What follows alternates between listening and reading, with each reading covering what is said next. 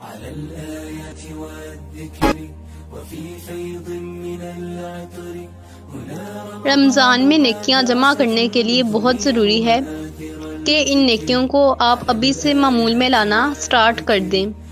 اس روح کو اعمال الصالح کے بہترین پیکج کے لیے ابھی سے تیار کیا جائے تاکہ جب رمضان شروع ہو جائے تو آپ کا دل اللہ سبحانہ و تعالیٰ سے جڑا ہو، نیکیاں آپ پر کرنا آسان ہو جائے اور آپ ایمان کی حلاوت محسوس کر سکیں۔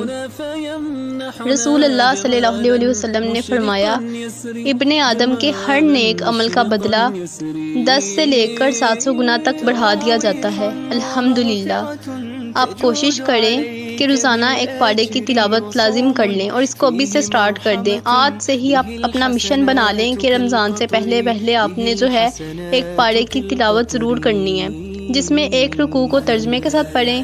جو آیت دل پہ اثر کرے آپ کی یا آپ کا عمل بدلے، اسے ایک ڈائری میں لکھ لیں۔ رمضان کی راتوں میں جتنا ہو سکے قرآن کی تلاوت کیجیے، کیونکہ یہ قرآن کا مہینہ ہے۔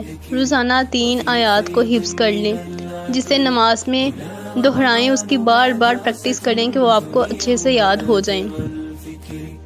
12 سنت موقدہ، نماز اشراق اور تراویح تہجد کو پابندی سے ادا کریں، ان میں غفلت نہ برتیں۔ آپ صبح و شام کے اذکار کبھی نہ چھوڑیں، ہر وقت زبان پر ذکر اللہ رکھیے، کثرت سے استغفار کیجیے۔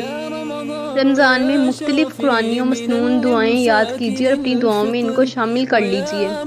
روزانہ صدقہ کرنے کی عادت بنا لیں، چاہے 1 روپیہ ہی ہو یا ایک باکس بنا لیں، اس میں جمع کرتے رہیں اور آخر میں کسی ضرورت مند کو آپ دے دیں۔ اللہ تعالی ہم سب کو رمضان کی برکتوں اور اس کی رحمتوں سے فائدہ اٹھانے کی توفیق عطا فرمائے، آمین یا رب العالمین۔